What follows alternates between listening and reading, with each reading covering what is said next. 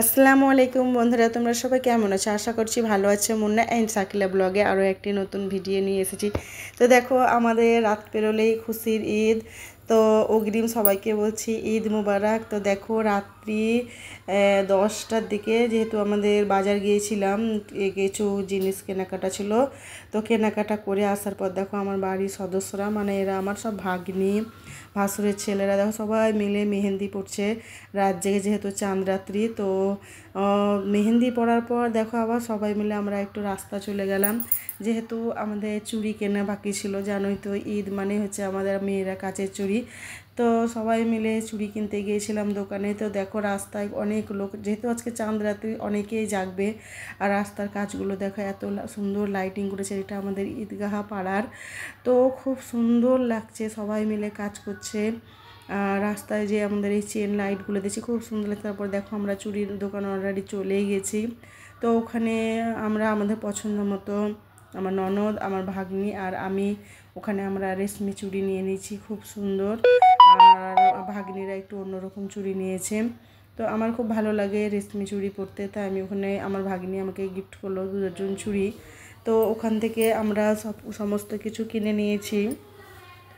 কিনে নেওয়ার পর দেখো, আবার রাস্তা দিয়ে আমরা বাড়ি চলে আসছি।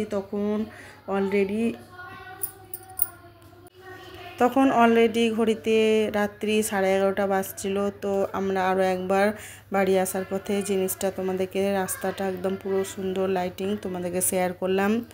তো বাড়ি চলে এসেছি। আসার পর রাত্রে খাওয়া দাওয়া করে নিয়েছিলাম। তো খাওয়ার ভিডিও তোমাদের করা হয়নি, যেহেতু খুশির দিন ছিল। তারপরে দেখো, আমি চুড়ি এনে পরেও নিয়েছি।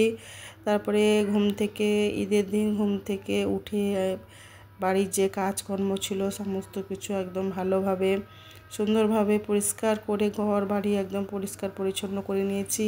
আর আমি এটা সকালবেলায় ঝাড় দিচ্ছি। আর ঘুম থেকে উঠেছিলাম 4টের সময়। তো ফজরের নামাজ আদায় করেছি, তারপরে রান্না বান্নাও করা হয়ে গেছে। তারপরে আমি স্নান সেরে নিয়েছিলাম। তো আমি এখন পুরনো নাইটিই পরে আছি।